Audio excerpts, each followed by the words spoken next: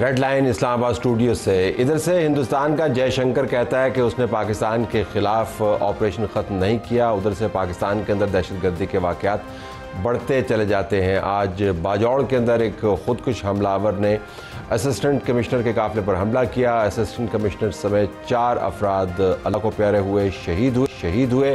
یہ بڑھتی ہوئی دہشت گردی، اس سے ہم نے نپٹنا کیسے ہے، ہم اس پروگرام کے پہلے حصے میں بات کر رہے ہوں گے وہاں کے پولیس افسر سے، اور وقاص خان ہمیں بتائیں گے ڈی پی او باجوڑ کے ان کے چیلنجز کیا ہیں۔ ساتھ ہی ہم نے یہ بھی دیکھنا ہے کہ اس کا سیاسی حل بھی چاہیے، انتظامی حل بھی چاہیے۔ جب پاکستان تحریک انصاف سے بات کرتے ہیں تو وہ کہتے ہیں ہماری ذمہ داری نہیں ہے، لیکن جب ان کے ساتھ بیٹھے ہوئے لوگوں سے بات کرتے ہیں، مثلا جے یو آئی کی اگر قیادت کو آپ دیکھیں تو ان کا ماننا یہ ہے کہ یہ کلی طور پر گنڈا پور حکومت کی ذمہ داری بنتی ہے۔ آج ہمارے پاس حافظ حمداللہ صاحب بھی ہوں گے، جمعیت علماء اسلام کو ریپرزینٹ کر رہے ہیں۔ حافظ صاحب کے بارے میں آپ کو یہ پتہ ہونا چاہیے کہ ان کے اوپر 2 دہشت گردی کے حملے ہو چکے ہیں، اور ایک کے اندر تو وہ بہت برے طریقے سے زخمی بھی ہوئے اور اللہ نے ان کی جان رکھی۔ تو ان سے ہم پوچھیں گے کہ ان کی پارٹی کا موقف ان حملوں کے بارے میں کیا ہے، اور جب وہ یہ کہتے ہیں کہ یہ حکومت کے پی کی اب اس کے دفنانے کا وقت آ گیا ہے، تو اس سے ان کی مراد کیا ہے۔ اسی پروگرام میں ناظرین ہم بات کریں گے پاکستان تحریک انصاف کے علی محمد خان سے، جن سے ہم پوچھیں گے کہ جب سے کوٹ لکھپت سے ایک خط آیا ہے، پاکستان تحریک انصاف کے اندر یہ سوچ وچار بڑھ رہی ہے کہ ہم نے بات چیت کرنی ہے۔ آج ان کی مرکزی قیادت کا اجلاس ہوا، اس اجلاس کے اندر آپ کو بھانت بھانت کی باتیں سنائی دیں، کچھ اندر کی کہانیاں باہر بھی آئی ہیں، لیکن ہم علی محمد خان سے پوچھیں گے کہ کیا ان کی جماعت نے آخرکار کوئی سبق سیکھا ہے یا نہیں سیکھا ہے۔ ہم نے ناظرین ہیومن رائٹس کے معاملے کو بھی ٹیک اپ کرنا ہے۔ ہیومن رائٹس کمیشن پاکستان کا ایک بڑا مستند ادارہ ہے۔ ریاست اور حکومت کے ادارے عموماً اس سے خوش نہیں ہوتے، لیکن جمہوریت پسند لوگ یہ چاہتے ہیں کہ ایسے ادارے پاکستان میں موجود ہوں جو کوتاہیوں کی اور سکم کی نشاندہی کر پائیں کہ کہاں کہاں پر حکومت اور ریاست کو اپنا کام بہتر کرنا ہے اور انسانی حقوق کے تحفظ کے معاملے کو بہتر طریقے سے نپٹانا ہے۔ اگر ہم نے اس کو نپٹانا ہے تو ہیومن رائٹس کمیشن کو سپورٹ کرنا ہوگا۔ لیکن human rights commission of Pakistan کی طرف سے ایک پریس ریلیز جاری ہوئی جس کے اندر انہوں نے متعدد قسم کے مسائل کی نشاندہی کی۔ تو ہمارے پاس منیزہ جہانگیر ہوں گی جو کو چیئر پرسن ہے ایچ آر سی پی کی، human rights commission of Pakistan کی، صحافی تجزیہ کار بھی ہیں لیکن آج ایچ آر سی پی کو ریپرزینٹ کر رہی ہیں، ان کا بھی شکریہ۔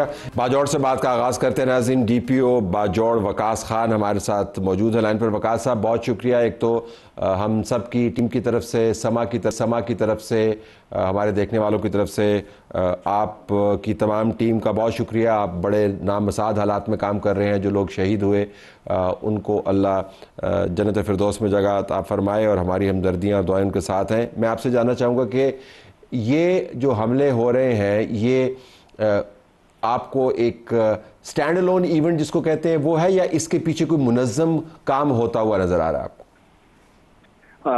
یہ جو اسپیسیفک انسیڈنٹ آج کا ہے یہ ایک سٹینڈ الون ایونٹ ہمیں نظر آ رہا ہے، کیونکہ اس اسکیل پہ اس طرح کے اٹیکس باجوڑ میں گزشتہ 2 سالوں میں بہت کم ہوئے، انفیکٹ نہیں ہوئے۔ لاسٹ ایئر ہوا تھا الیکشنز کے دنوں میں۔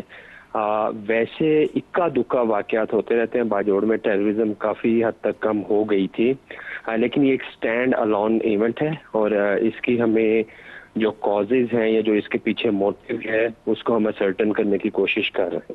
یہ فرمائیے گا کہ اسسٹنٹ کمشنر کے قافلے پر ہی حملہ کیوں؟ کیونکہ رینڈم ہٹ بھی ہو سکتی ہے، فساد پھیلانا بھی مقصود ہو سکتا ہے۔ عموماً ہم نے دیکھا ہے کہ اٹیک کیا جاتا ہے مخصوص ٹارگٹس کے اوپر، لیکن جو ضلعی انتظامیہ ہے ان کے اوپر اٹیکس کی تاریخ پاکستان کے اندر ویسی نہیں ہے، تو اس کی کوئی اسسمنٹ کی آپ نے ابھی تک کہ کیوں ہوا؟ جی، ہم اسی پہلو پہ ہی کام کر رہے ہیں کہ عام طور پر جو نشانہ بنتے ہیں وہ سیکیورٹی اہلکار بنتے ہیں ایسے واقعات میں، لیکن یہ جو اے سی صاحب جو شہید ہوئے ہیں تو ان کا قافلہ آف کورس آ رہا تھا اپنے آفس میں، تو ابھی ہم ہر پہلو پہ کام کر رہے ہیں کہ یہ کیا ڈسکریج کرنے کے لیے ہے گورنمنٹ آفیشلز کے لیے، یا کوئی ان کی مس کیلکولیشن تھی، کوئی ٹارگٹ میں ان سے مس کیلکولیشن ہوئی ہے۔ تو یہ ہمارے جتنے بھی سیکیورٹی ادارے ہیں ہم اسی پہلو پہ کام کر رہے ہیں، اور چونکہ انسیڈنٹ آج ہی ہوا ہے سیکنڈ ہاف میں، تو ابھی ہم مزید اس پہ کچھ کنفرم کہہ نہیں سکتے کہ موٹیو کیا تھا اس کا ضلع انتظامیہ کے افسران پہ اٹیک کرنے کا؟ جی بالکل، ہم بھی یہی چاہیں گے کہ جب آپ کی تفتیش مکمل ہو جائے تو جو آپ سامنے آفیشلی لا سکتے ہیں وہ لائیں. صرف ایک زاویہ ہے کہ جو خودکش حملہ ہے یہ اس حوالے سے بہت اہم ہے کہ خودکش حملہ آور کی تیاری، اس کو نظریاتی طور پر موٹیویٹ کرنا، یہ ان کا آپ سمجھیں کہ ایک بہت بڑا اثاثہ ہے اصلے میں. عموماً اگر آپ نے ویسے وحشت و دہشت پھیلانی ہو تو کم خرچ بالانشین قسم کا کام آپ آئی ڈیز کے ذریعے کرتے ہیں یا سنائپرز کے ذریعے کرتے ہیں. یہ پیٹرن ہم نے بلوچستان کے اندر دیکھا ہے جہاں پر ضلعی انتظامیہ پر حملے ہوتے ہیں. سدرن ڈسٹرکٹس کے اندر ہم نے دیکھا ہے کہ انتظامیہ کے لوگ اغوا ہوتے ہیں. تو آپ کو اس کی فکر ہے کہ اس میں خودکش حملہ آور کی موجودگی جو ہے وہ شاید کسی بڑے مسئلے کی نشاندہی کر رہی ہو جو آنے والا ہے؟ نہیں طلعت صاحب، یہ سوسائڈ بلاسٹ نہیں ہے، یہ آئی ای ڈی اٹیک ہے. ٹھیک، اس میں کوئی سوسائڈ بامبر استعمال نہیں ہوا. یہ جو ابھی تک کی ہماری انویسٹیگیشن ہے تو یہ ایک موٹر سائیکل میں پلانٹ کیا گیا تھا. موٹر سائیکل پلانٹڈ تھا کیونکہ پہلے خبریں چل رہی تھی کہ موٹر سائیکل سوار تھا. نہیں، وہ موٹر سائیکل سوار نہیں، موٹر سائیکل میں یہ آئی ڈی نصب کی گئی تھی اور جیسے ہی وہ ان کا قافلہ ادھر سے گاڑی گزری ہے تو وہ بلاسٹ ہوئی ہے. ٹھیک ہے، یہ تو بڑی اس لحاظ سے ایک روٹین کے اندر فٹ ان ہوتی آتی ہے. اب آپ کے اگلے اقدامات کیا ہیں؟ کوئی مخصوص سیکیورٹی اقدامات آپ نے لوگوں کے لیے سڑکوں کو محفوظ بنانے کے لیے کوئی اعلانات وغیرہ کیے ہیں؟ یہ کیا؟ جی، اس میں ہم لوگ آف کورس ایسے وقوعات جتنے بھی ہوتے ہیں تو سیکیورٹی مزید سخت کر دی جاتی ہے. پہلے بھی کافی زیادہ سخت تھی تو علاقے میں سرچ اینڈ اسٹرائک آپریشن، اور نہ صرف پولیس بلکہ جتنے بھی سیکیورٹی ادارے ہیں وہ مل کے اب اور زیادہ اپنے آپریشنز کو انٹینسیفائی کریں گے انشاءاللہ تعالی، اور عوام کا اور گورنمنٹ آفیشلز کے جان و مال کی حفاظت ہر صورت کریں گے. اور ہمارے حوصلے بالکل پست نہیں ہوئے، چاہے پولیس ہو، چاہے عوام ہو، چاہے ضلع انتظامیہ ہو. وقاص صاحب بہت شکریہ، محفوظ رہیے گا. جوائن کیا. اب ہم حافظ حمداللہ صاحب سے بات کرتے ہیں، جمعیت علماء اسلام کے رہنما. آپ کا بہت شکریہ جی. ایک تو باجوڑ کا واقعہ آپ نے دیکھ لیا، اس سے پہلے وزیرستان، اور تواتر کے ساتھ میں اعداد و شمار دیکھ رہا تھا، 763 کے قریب حملے ہو چکے ہیں اور ہزاروں جانیں اس کے اندر اللہ کو بھی پیاری ہوئی، نقصان بھی ہوا. یہ جو حالیہ حملے ہو رہے ہیں، میں اس سے آپ کو جاننا چاہوں گا کہ یہ ان کا تناظر کیا ہے؟ کہ یہ ایک تسلسل ہے پرانے مسئلے کا، موجودہ حکومت کے پی کی اس کے اندر ان سے بات کرتے ہیں، وہ کہتے ہیں ہمارے تو ہاتھ بندھے ہوئے، یہ تو مرکز کا معاملہ ہے. آپ کی پارٹی کی اس کے اوپر بسم اللہ الرحمن الرحیم. بہت شکریہ. دیکھیے طلعت صاحب، بنیادی طور پر تو دہشت گردی مسلح جو بھی کر رہا ہو، جس طریقے سے بھی ہو، جمعیت علماء اسلام نے اس کی شدید مذمت بھی کی ہے اور کرتی آ رہی ہے، اور جمعیت علماء اسلام اس سے متاثر بھی ہے. مولانا فضل الرحمان صاحب پر 3 خودکش حملے جی ہوئے. بالکل. میں آپ کے سامنے بیٹھا ہوں، میں قیادت کے کتنے نام گنوا دوں؟ ایک لمبی فہرست ہے جو شہید بھی ہوئے، حملے بھی ہوئے. ہمارے سینکڑوں کارکن شہید ہو چکے ان دہشت گردی کے زد میں آئے. اور مولانا صاحب پر حملے کیوں ہوتے ہیں؟ ہمارے پارٹی کی قیادت پر وہ یہ کہ وہ اس جنگ کے قائل نہیں ہے جو ہو رہا ہے. ٹھیک. دوسری بات یہ ہے کہ اسی باجوڑ کی بات آپ نے کی. آج جو واقعہ ہوا ہے جس میں ایک اسسٹنٹ کمشنر ہے، لیوز اہلکار ہے، تحصیلدار ہے، سب سے پہلے تو اس کی مذمت کرتا ہوں، اس کے ساتھ یکجہتی اور ہمدردی کا اظہار کرتا ہوں ایز اے ورکر جمعیت علماء اسلام کے. اور باجوڑ میں آپ کو یاد ہوگا ایک ہی دھماکے میں ہمارے 100 کارکن شہید ہوئے. جی بالکل صحیح کہا. ہمارے اس مقامی قیادت شہید. اس دن میں نے بھی جانا تھا لیکن اتفاق سے میں نہ جا سکا کیونکہ 2 ہفتے پہلے میں نے ان کو کہا تھا کہ میں نہیں آ سکتا، میری کچھ عذر ہے، بیمار ہے. تو اس لیے میں کہہ رہا ہوں کہ یہ جو کچھ ہو رہا ہے یہ آج کا نیا نہیں ہے، یہ ایک تسلسل ہے. کب سے؟ خاص کر یہ 9/11 کے بعد ٹھیک یہ سلسلہ شروع ہوا ہے. جب سے پاکستان نے 9/11 کے بعد امریکہ سے مل کے دہشت گردی کے خلاف جنگ کرنے کا اعلان کیا اور پاکستان کو اس جنگ میں گھسیڑ لیا، انہوں نے اس جنگ میں شامل کیا اور صف اول کا کردار ادا کیا، اس وقت سے لے کر آج تک قوم بھی بھگت رہی ہے یہ نقصانات اور ملک بھی بھگت رہی ہے. تو گنڈا پور کو آپ پھر مورد الزام کیوں ٹھہراتے ہیں؟ کیا خیبر پختونخوا کی حکومت اور گنڈا پور صرف 11 کروڑ بسکٹ کھانے کے لیے ہے؟ اس حکومت کے دفنانے کا وقت آ چکا ہے. تو اگر یہ تسلسل ہے تو وہ بھی یہ آرگومنٹ کرتے ہیں. میں ایک بات اور سنیے، وہ کہتے ہیں کہ ہم نہیں کر سکتے. مرجر کے بعد یہ کس کا حصہ ہے؟ خیبر پختونخوا کا حصہ ہے یا نہیں؟ تو حصہ ہے. وہاں امن و امان مینٹین کرنا یہ کس کی ذمہ داری ہے؟ خیبر پختونخوا کی حکومت کی ذمہ داری ہے۔ یہ جو میں نے بیان دیا یہ اس تناظر میں نے دیا جب سوات کے سیلابی ریلے میں وہ 18 بندے لقمہ اجل بنے، اس وقت میں نے کہا کہ آپ کا کام صرف یہ ہے کہ آپ 11 فٹ کا ہے، آپ کا یہ کام ہے۔ کیا آپ کے پاس ایئر ایمبولنس نہیں تھا؟ آپ کے پاس ہیلی کاپٹر نہیں ہے؟ میری جو معلومات ہے اس سوات کے سانحے میں جس میں 18 افراد شہید ہوئے، اس سے 1 ہفتہ یا 3 دن پہلے ایک ہی ہیلی کاپٹر بار 3-4 دن میں اشرافیہ کو لے جاتے اور لے آتے۔ اس وقت وہ ہیلی کاپٹر ہے۔ آج آپ کے پاس 18 جانیں بچانے کے لیے ہیلی کاپٹر کیوں نہیں تھا؟ سرکاری مشینری کیوں نہیں تھی؟ اور کہا بھی گیا تھا NDMA کی طرف سے کہ یہ ہو سکتا ہے، تو پھر آپ نے سجواب کیوں نہیں کیا؟ تو دہشت گردی پر کیا کریں؟ چلے وہ تو آپ کہہ سکتے ہیں کہ انتظامی طور پر ان کی کوتاہی تھی، ناکامی تھی، وہ اس کو خیر مانتے نہیں ہیں، لیکن دہشت گردی کے اوپر وہ یہی آرگومنٹ کرتے ہیں جو آپ نے آرگومنٹ کیا۔ وہ کہتے ہیں ہمارے ہاتھ بندھے ہوئے ہیں، ہم کچھ نہیں کر سکتے۔ نہیں، ان کے ہاتھ کیوں بندھے ہوئے ہیں؟ ایک حکومت ہے، ایک صوبے کی حکومت ہے، آپ کی ذمہ داری صوبے کی حکومت کی حد تک کتنی آپ کی ذمہ داری، وہ ذمہ داری تو آپ نبھائیں۔ کیا وہ اپنی وہ ذمہ داری ادا کی ہے؟ اگر آپ نہیں نبھا سکتے، آپ مرکزی حکومت کو وفاقی حکومت سے مطالبہ کریں۔ آپ چاہتے کیا ہے؟ آپ فوج سے بات کریں، آپ چاہتے کیا ہے؟ آپ کی حکومت ہے، صبح پوری سرکاری مشینری، فورسز آپ کے ماتحت ہے، فوج، سب کچھ، تو آپ کیوں نہیں کر سکتے؟ وہ کہتے ہیں پہلے ہمارا لیڈر رہا ہوگا تو پھر یہ سارے معاملات نہیں، میرے خیال میں اس کا مطلب جو ہے کہ پورا پاکستان کباڑے میں جائے، پھر ہم اس طرح تو نہیں ہو سکتا ہے۔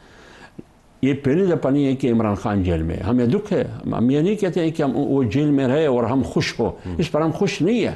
اور پہلی دفعہ عمران خان نہیں ہے کہ وہ جیل میں ہے، اس سے پہلے کتنی لیڈرشپ ہے کہ وہ جیلوں میں رہے ہیں، لیکن اس کا مطلب تو یہ نہیں ہے کہ پاکستان جائے کباڑ خانے میں، اس کا مطلب تو یہ بھی نہیں ہے۔ اس لیے میں کہتا ہوں اگر آپ حکومت ہے تو پھر ذمہ داری آپ کی ہے۔ JUI کو ٹارگٹ کیوں کرتے ہیں؟ ابھی میں دیکھ رہا تھا مولانا فضل الرحمان کی رہائش گاہ کے اوپر اب FC کا باقاعدہ ایک اسکواڈ لگ گیا ہے۔ آپ نے بڑے بڑے واقعات بھی دیکھے ہیں، حالات خراب ہوتے بھی دیکھے ہیں، لیکن اس حد تک کہ جب سڑک بھی آپ کے کنٹرول میں نہ ہو، ایسے برے حالات شاید اس سے پہلے کم از کم ہماری یادداشت میں تو نہیں ہیں۔ آپ بہتر سمجھتے ہیں؟ دیکھیے، جب آپ کو یاد ہوگا جب جنرل الیکشن کی نوبت آئی تھی، اس وقت مولانا صاحب بار بار یہ کہتے رہے کہ خیبر پختونخوا میں بالخصوص جنوبی اضلاع میں الیکشن کا ماحول نہیں ہے، وہاں 6 بجے کے بعد یا فلانا دن کو کیا صورتحال ہوتی ہے اور رات کو ہم کمپین نہیں کر سکتے، ہم لوگوں کے پاس جا نہیں سکتے ہیں، جس کے پاس ہم جاتے ہیں اس کو دھمکیاں دی جاتی ہے مسلح قوتوں کے خلاف۔ وہ بات آج ثابت ہو گئی۔ اس وقت تو ہمیں اعلان تان کیا جا رہا تھا، تنقید کی جا رہی کہ مولانا صاحب رائے فرار اختیار کر رہے ہیں، الیکشن سے بھاگ رہے ہیں، پوسٹ کروا رہے ہیں، لیکن آج سب مان رہے ہیں کہ ہاں ہے۔ جب مولانا کے گھر کے آس پاس ہے اور مولانا کے بیٹے کو اس کا راستہ روکا جا رہا ہے، اس کو کڈنیپ کیا جا رہا ہے، تو پھر آپ بتائیے کہ یہ کون بتائے گا کہ جمعیت علماء اسلام کو کیوں الیکشن میں خطرہ تھا، مولانا صاحب کی ذات کو کیوں خطرہ ہے، مولانا صاحب کی پارٹی کی ورکر کو کیوں خطرہ ہے؟ یہ تو ہمیں ریاست نے بتانی ہے یا حکومت نے بتانی ہے۔ اگر آپ KP حکومت اور مرکز کی حکومت کو ملا کے دیکھیں، کیا ایسا کرنا چاہیے کہ ان حالات کو رول بیک کیا جائے؟ کیونکہ یہ حالات جو ہیں یہ ایسے نہیں چل سکتے نا، یہ بتدریج خراب ہوتے جا رہے ہیں۔ کیا کرنا چاہیے؟ میں ایک بات عرض کر لوں، آپ کی پالیسی کون بناتا ہے؟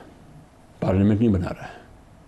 9/11 سے لے کر آج تک دہشت گردی کے حوالے سے جو بھی پالیسی ہے وہ پارلیمنٹ کی پالیسی نہیں ہے، وہ منتخب حکومتوں کی، آج کی حکومت تو منتخب ہے نہیں، یہ ان کی پالیسی نہیں ہے۔ لہٰذا اس قسم کی جب قومی مسائل ہو، اس قومی مسائل میں جب تک آپ ایک پیج پر نہ ہو، تمام ادارے، پوری قوم اور قوم کا نمونہ ہے نمائندہ وہ پارلیمنٹ، جب پارلیمنٹ 8 فروری کے الیکشن میں پارلیمنٹ ہے نہیں، 47 فارم کی نمائندگی کر رہا ہے یہ پارلیمنٹ، اور حکومت قوم کی نمائندہ نہیں ہے۔ صرف فوج اس کا راستہ نہیں روک سکتی جب تک قوم کی حمایت ان کو حاصل نہ ہو۔ پچھلا تو ایک پیج والی حکومت تھی نا، چلے وہ تو فارم 45 کی بھی تھی، اگرچہ میرے پاس بھی بڑے سارے فارم 47 کے آرگومنٹس اس کے بارے میں موجود ہیں، عمران خان کی بات کر رہا ہوں۔ اگر آپ گراف دیکھیں یہ تو وہاں سے شروع ہوا نا، وہ ان تمام لوگوں کو یہاں پر لے کے وہ اس وقت بھی کہا جاتا تھا کہ یہ ہائبرڈ نظام ہے، شاید خواجہ آصف نے یہ بیان دیا ہے۔ جی آج بھی ہائبرڈ نظام ہے، اس وقت ہائبرڈ نظام کو مرد آباد کہا جاتا تھا، ہم بھی مرد آباد کہتے تھے، خواجہ آصف کی پارٹی بھی مرد آباد کہتی تھی، پیپلز پارٹی بھی مرد آباد کہتی تھی، کیوں؟ ہم سب PDM میں تھے۔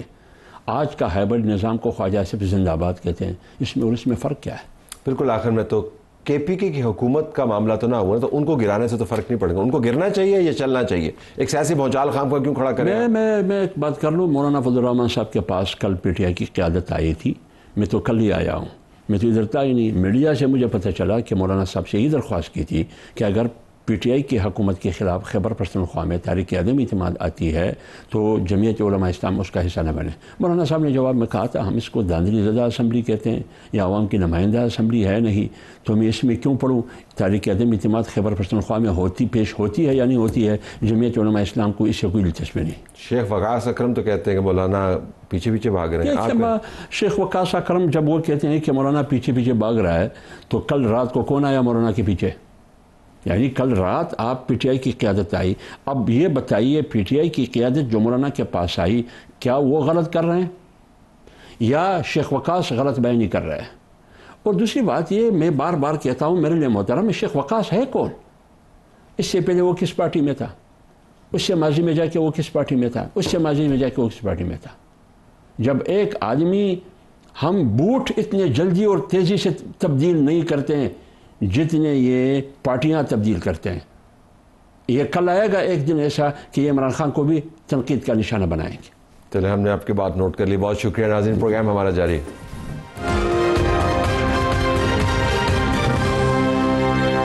پاکستان تحریک انصاف کی خیبر پختونخوا کے اندر حکومت ہے اور مرکز کے اندر ان کے پاس نمبرز سگنیفیکنٹ موجود ہیں، لیکن اب معاملہ یہ ہے کہ پاکستان تحریک انصاف نے کیسے اپنی سیاسی استطاعت کو دانشمندی میں تبدیل کرنا ہے اور معاملات کو حکومت کی طرف لے کے جانا ہے. آج ان کا پارلیمانی بورڈ کا اجلاس ہوا، بہت سارے معاملات طے ہوئے، کچھ خبریں چل رہی ہیں کہ کیا اس کے اندر بات چیت ہوئی. ہم اسپیکولیشن میں نہیں جائیں گے، ہم سیدھے علی محمد خان کے پاس چلے جاتے ہیں جو اس اجلاس میں موجود تھے. ہم توقع نہیں کرتے کہ ہمیں وہ خبریں بتائیں گے کیونکہ ظاہر ہے یہ پارٹی کے اندرونی معاملات ہیں، لیکن کچھ سینس ہم لینا چاہیں گے کہ پارٹی ڈائلاگ کے حوالے سے کہاں پر کھڑی ہے. علی محمد خان صاحب، السلام علیکم. وعلیکم السلام. وعلیکم السلام طلعت صاحب. بہت شکریہ جی. یہ تو بتائیے گا کہ آج کی میٹنگ کے بعد حکومت کے ساتھ ڈائلاگ کے اوپر کچھ کلیئرٹی آئی یا وہی پالیسی ہے کہ پہلے عمران خان تک ایکسیس دیں یا عمران خان کو چھوڑیں اور پھر ڈائلاگ ہوگا؟ جی بسم اللہ الرحمن الرحیم. اللہم صلی علی محمد وعلی آلہ وصحبہ وسلم. سب سے پہلے تو طلعت صاحب آپ کی اجازت سے باجوڑ میں جو آج دھماکہ ہوا ہے، خیبر پختونخوا میں جو دہشت گردی ہوئی ہے، اس کی اسٹرانگ کنڈمنیشن کرتے ہیں. اللہ کرے ہمارا ملک محفوظ ہو اور یہ خون بہنے کا سلسلہ جو ہے وہ رکے. دیکھیں، آج جو ہماری پارلیمنٹری پارٹی کی میٹنگ ہوئی ہے، اندر کی جو ڈسکشن ہے وہ تو آپ جس طرح آپ نے خود بات کی، مناسب نہیں ہے اس پہ زیادہ بات کرنا، لیکن یہ ایشو کافی تفصیلی تھریڈ بیئر ڈسکس ہوا ہے اور دو نکات سامنے آئے ہیں کہ احتجاج کی طرف اگر ہم جاتے ہیں تو وہ پراپر پلاننگ سے اس بار ہو. اور میرا مشورہ اس میں یہ تھا اور کہ اس کو پھر ہم پورے ملک میں پرامن طور پہ پھیلائیں، بجائے اس کے کسی خاص جگہ کو ٹارگٹ کریں. پرامن طور سے آپ پبلک پلیسز میں احتجاج کریں، اس کا ایک امپیکٹ میرے خیال میں زیادہ ہوتا ہے. دوسرا، جو ڈائلاگ ہے اس پہ تقریباً سبھی جو پولیٹیکل فگرز ہیں، کسی کا نام لیے بغیر، لیکن اس پہ سب کا اجماع یہ تھا کہ یس، dialogue is the way forward. اس سے اگر بات نکل پڑتی ہے اور خان صاحب کی رہائی اور اسیران کی رہائی، جس طرح کل اسیران کا ایک لیٹر بھی آیا تھا شاہ محمود قریشی صاحب اور باقی اسیران کا، تو اس کی روشنی میں اس پہ اتفاق رائے تھا کہ اگر میننگ فل ڈائلاگ ہو تو بالکل اس کی طرف جانا چاہیے. اگر میں آپ سے پوچھ پاؤں کہ میننگ فل ڈائلاگ تو یقیناً آپ کی جماعت کی تشریح اس کے مختلف ہو سکتی ہے، حکومت کی تشریح مختلف ہو سکتی ہے، لیکن جو اسیران کے خط کا آپ نے ذکر کیا اس کے اندر یہ دلچسپ بات ہے کہ انہوں نے کہا کہ یہ واحد رستہ ہے. آپ نے ابھی بات کے آغاز میں احتجاج کی بھی بات کی، جو ظاہر ہے آپ کا حق ہے، لیکن اسیران جو ہیں وہ کہہ رہے ہیں یہ واحد رستہ ہے اور سیاسی حکومت کے ساتھ بھی آپ نے کرنا ہے اور مقتدرہ کے ساتھ بھی کرنا ہے، لیکن آپ کہہ رہے ہیں کہ واحد رستہ نہیں ہے، احتجاج بھی ایک رستہ ہے. نہیں، واحد رستہ تو طلعت بھائی نہیں ہے میرے خیال میں. احتجاج ایک آپشن، اگر سیاسی جماعت سے احتجاج کا آپشن لے لیں تو پھر آپ سے بات کون کرے گا؟ احتجاج ہی تو جب لوگ نکلتے ہیں، جب جس طرح کلرکس نکلتے ہیں، اساتذہ کرام نکلتے ہیں یا فارمرز نکلتے ہیں، آپ اپنی بات کر دیں. جمہوریت ہوتی ہے، جمہوریت میں اس طرح تو نہیں ہوتا جو ہمارے ملک میں ہو رہا ہے. جب تک میں زندہ ہوں، میری تو یہ دعا ہے طلعت حسین صاحب کہ مجھے تو چھوڑے میرے بچوں کو بھی وہ دن دیکھنا نصیب نہ ہو جو ہم نے ڈی چوک میں دیکھا. لیکن احتجاج پرامن پورے ملک میں آپ کے پاس ایک آپشن ہوتا ہے. لیکن میرا فوکس اور جماعت کی باقی لیڈرشپ کا بھی اس پہ فوکس ہے کہ اگر مذاکرات میننگ فل ڈائلاگ ہو تو بالکل آگے بات جائے. اور یہ بات جو آج میننگ فل ڈائلاگ کی ہے یہ ہماری صرف بات نہیں ہے. جناب عمران خان صاحب جو ہمارے لیڈر ہیں, جو ہمارے پیٹرن چیف ہیں, بانی ہیں جماعت کے, بہت مہینے پہلے اتفاق سے میں ہی تھا جس نے یہ سوال خان صاحب سے کیا تھا کہ بہت سے باتیں ہوتی ہیں ڈائلاگ کی, تو آپ کی اس پہ کیا. تو انہوں نے یہ لفظ یوز کیا کہ میننگ فل ڈائلاگ اگر ہو تو یس کیوں نہ ہو. 24 نومبر کے احتجاج سے پہلے بھی میں نے ہی یہ سوال ان سے کیا تھا کہ اگر ڈائلاگ کا آپشن آئے, بیرسٹر گوہر اور سلمان اکرم راجہ دونوں موجود تھے اس 10-12 منٹ کی ملاقات میں. میں نے خان صاحب سے پوچھا کہ اگر مذاکرات کی بات ہو, یہ قیادت موجود ہے, اگر کوئی ان سے رابطہ کرے یا ہمارے آپ کے وزیر اعلیٰ سے, تو کیا جواب ہم دیں. میں نے اس لیے پوچھا کہ خان صاحب کی طرف سے کلیئرٹی آئے. تو خان صاحب نے انکار نہیں کیا تھا, انہوں نے کہا بالکل بات ہونی چاہیے لیکن اگر ہو تو میرے سے ڈائریکٹ ہو. یہ اس وقت کی بات ہے, 7-7.5 مہینے پہلے کی بات ہے. ابھی جو وزیر اعظم شہباز شریف نے انیشیٹو لیا ہے, میں نے آج اس پہ یہ بات البتہ کی ہے کہ اگر وزیر اعظم صاحب نے یہ انیشیٹو لیا ہے تو یہ جانچنا ہوگا کہ وہ کتنے اس میں کل اختیار ہیں, کیا ان کے پاس اختیار ہے. اگر ہے تو پولیٹیکل فورسز سے بات بالکل ہونی چاہیے, لیکن اگر اختیار ہو تب. اچھا, اب اختیار کا معاملہ جو ہے نا, اس کے اوپر تو بہت ماضی میں بحث ہو چکی. میں ذرا آپ کی جماعت کی طرف واپس آؤں گا. جو آپ کے اسیران ہیں وہ یہ بھی کہہ رہے ہیں کہ ان کو بھی اس مذاکراتی عمل میں شامل کیا جائے, اور وہ پنجاب کی نمائندہ قیادت ہے. کے پی سے تو آپ کو نمائندگان نظر آتے ہیں, لیکن پنجاب سے آپ کو جو آپ کی مستند مین سٹریم قیادت ہے وہ اپنی جماعت کو کہتے ہوئے سنائی دیتی ہے کہ ہمیں بھی اس عمل کا حصہ بنایا جائے. تو ان کو کیا باہر رکھا ہوا ہے کہ ان کو یہ کہنا پڑا اپنے خط کے اندر؟ نہیں, میرا خیال ہے شاید میری تو دلی خواہش ہوگی اگر آپ میرے سے پوچھیں. ہمارے پاس جو پولیٹیکل برینز ہیں اس میں one of the best brains Shah Mahmood Qureshi صاحب ہیں. میری تو خواہش ہوگی, بلکہ میں تو شاید زیادہ ہی پازیٹیو سوچتا ہوں. میں نے تو جنگ جیتنے کے بعد جب بلاول صاحب ملک سے باہر جا رہے تھے, میں نے تو اس وقت کی تجویز مین میڈیا پہ دی تھی کہ پاکستان کی خاطر, پاکستان کے ایک بہترین جو فورن منسٹر ہیں ان کو آپ لے کے ہیں, پیرول پہ لے کے آ سکتے ہیں, ملک کی خاطر ان کو بھی ساتھ اس وقت میں شامل کریں پاکستان کی خاطر.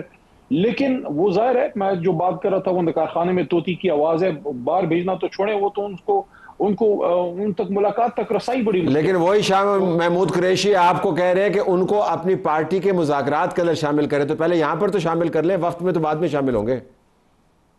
نہیں دیکھیں, مذاکرات کے لیے حکومت کی طرف سے انیشیٹو ہونا چاہیے. اگر وہ انیشیٹو لیتے ہیں تو کیوں نہ شاہ محمود قریشی صاحب بھی اسی مذاکراتی ٹیم کا حصہ ہوں, وہ بھی کیوں نہ اس میں اپنا حصہ ڈالیں. میں سمجھتا ہوں ہماری جماعت کی طرف سے تو کوئی امر مانے اس میں نہیں ہوگا اور نہ ہونا چاہیے. ہمارے خان صاحب کے بعد دوسرے امپورٹنٹ آدمی ہیں جماعت میں, میں تو نہیں سمجھتا کہ امر مانے اس میں ہوگا.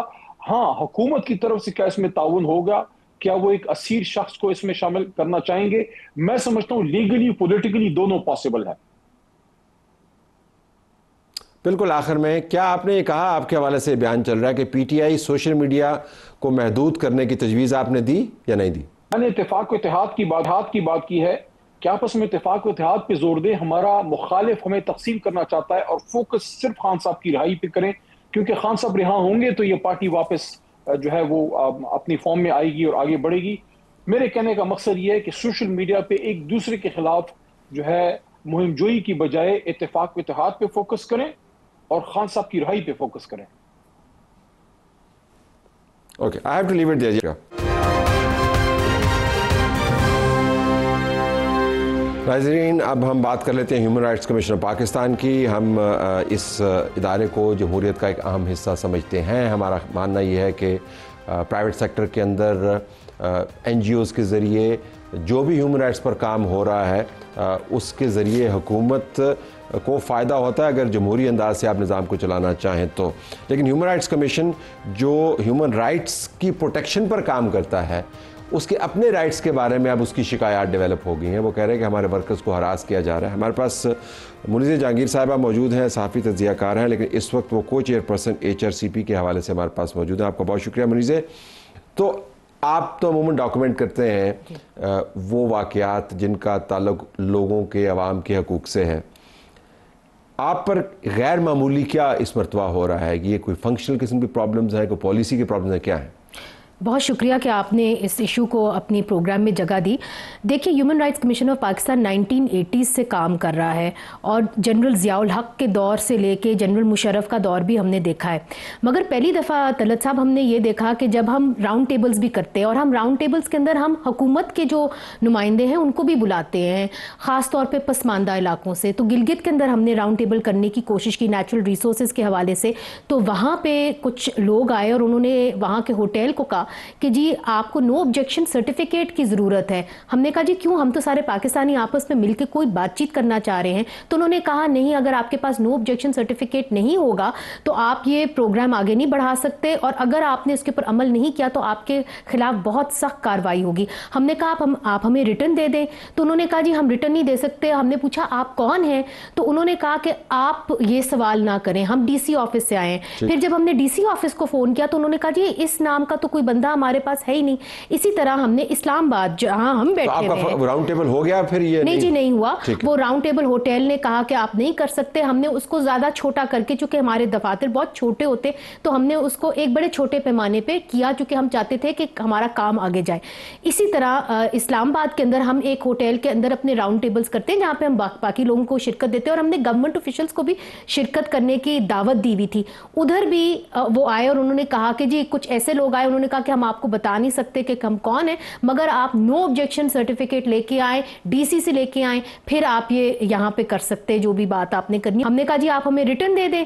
تو انہوں نے کہا جی وہ ہم نہیں کر سکتے اور نہ ہی ہم آپ کو بتا سکتے ہم کون ہیں. دوسری طرح ہمارے دفتر کو پچھلے سال انہوں نے سیل بھی کیا ہے. وہ جو آپ نے پھر یہ بلوچستان جی پھر وہ کینسل ہو گئی چونکہ اتنی بڑی تعداد میں ہم اپنے چھوٹے سے آفس میں نہیں کر سکتے تھے.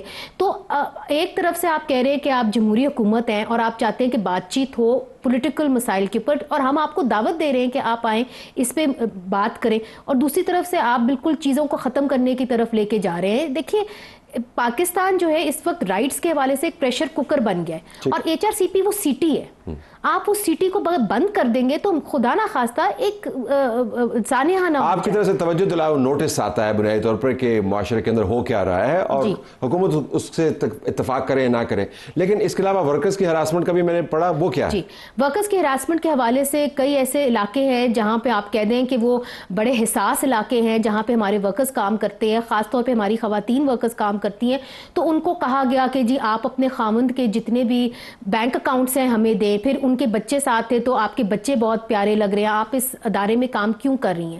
تو اس طرح جب آپ کسی کو ڈرائیں گے تو وہ ظاہر ہے جس کو اس کے آئیڈینٹیفیکیشن ہے. سینگ اس کے ہم یہ نہیں کہہ رہے کہ ایسا ہوتا نہیں ہے پاکستان کے اندر, لیکن ہوتا ہے. آپ نے دیکھا کہ ایک وہ خاتون جو ادھیڑ عمر کی تھیں, ان کو کس طرح ایک شخص نے گھسیٹ کر وہ باہر نکالا. اب اس کا بلیم آپ چیف منسٹر پہ بھی ڈال سکتے ہیں, لیکن آپ یہ بھی کہہ سکتے ہیں کہ بھائی مقامی ایک بندہ تھا, سر پھرا تھا, اس کو ایسے حرکت کر دی. تو اس میں سے آپ نے جو پریس ریلیز جاری کی, مجھے یہ لگا کہ تھوڑا سا اس کے اندر خطرہ زیادہ آپ نے گھنٹی بجا دی. Is that correct? آپ کہہ رہے ہیں کہ ہم نے بڑے سوچ سمجھ کے یہ پریس ریلیز جاری کی ہے, اس لیے چونکہ یہ 2 سال سے مسلسل ہمارے ساتھ ہو رہا ہے, and we are quite convince. In fact ہم نے اپنی انویسٹیگیشن کی ہے, اور ہم نے یہ بات جو ہے ایک دفعہ نہیں, ہم نے آپس میں بہت دفعہ کی ہے کہ ہمیں بات کرنی چاہیے کہ نہیں. اب ہم ایسے نہج پہ پہنچ گئے ہیں جب ہمارا کام بند ہو رہا ہے. میں آپ کو یہ بھی بتا دوں کہ پچھلے سال انہوں نے ہمارا دفتر سیل کر دیا تھا, جو HRCP کا مرکزی دفتر ہے, اور انہوں نے کہا کہ آپ یہاں پہ کمرشل ورک کر رہے ہیں. ہم نے کہا جی ہم تو NGO ہیں, اور انہوں نے کہا آپ کو NGO بھی نہیں الاؤڈ. تو ہمارے اسی گلی کے اندر ایک اور NGO ہے, ان کو تو کوئی خمیازہ بھگتنا نہیں پڑا. تو it was very obvious to us that this was being targeted towards us. آپ انٹیریئر منسٹر سے اگر مرکز کا معاملہ ہے, لا منسٹر سے اگر مرکز کا معاملہ ہے, وزیر اعظم آفس تک, ظاہر آپ صحافی بھی ہیں, آپ کی پہنچ بھی ہے, اور ایک آپ ایسی روایت کو ریپرزینٹ کرتی ہیں جس کی ایک اپنی شان ہے. تو اس سے آپ نے استفادہ کیا, آپ نے انگیج کرنے کی کوشش کی؟ جی بالکل, ہم نے ان کو یہ خط لکھے ہیں اور ہم نے ان کو بتایا ہے کہ ہمارے ساتھ کیا ہو رہا ہے, مگر جب ہم نے دیکھا کہ ہمارے ورکرز ہراس ہو رہے ہیں اور ہمارے ورکرز بڑے کم تنخواہ کے اوپر بڑی مشکل حالات میں کام کرتے, تو ہم نہیں چاہتے کہ یہاں تک بات آ جائے کہ ہمارے ورکرز جو ہیں وہ کہہ دیں کہ جی دیکھیں ہمارے لیے تو بڑا مشکل ہو رہا ہے. ہم نے اس بات کو اس لیے اجاگر کیا ہے کہ حالات ایسے ہو گئے ہیں کہ ہم چاہتے ہیں کہ ہم مزید کام کریں, ہم کام کو گھٹائیں نہ, مگر اگر آپ ہر طرف سے بات چیت کا سلسلہ ہی بند کر دیں گے تو پھر آپ کس قسم کی جمہوریت کی بات کرتے ہیں؟ یہ معاملات بڑے سنجیدہ ہیں. ہمیں HRCP کی رپورٹ سے, ان کی اسیسمنٹ سے اتفاق ہو یا نہ ہو, وہ ڈاکومنٹ کر رہے ہیں, ان کی بحث مباحثے کے اندر جو بات چلتی ہے اس سے اتفاق ہو یا نہ ہو, لیکن آپ کام نہیں روک سکتے. ایسے ادارے جس طرح دوبارہ دہراؤں بین الاقوامی طور پر بھی پاکستان کے جو انڈیکس ہیں ہیومن رائٹس کے اور جمہوریت کے, ان کو متاثر کرتے ہیں. تو یہ حالات تبدیل ہونے چاہیے اور ان کی شکایات کے اوپر غور کرنا چاہیے. اجازت چاہتے ہیں, اللہ حافظ.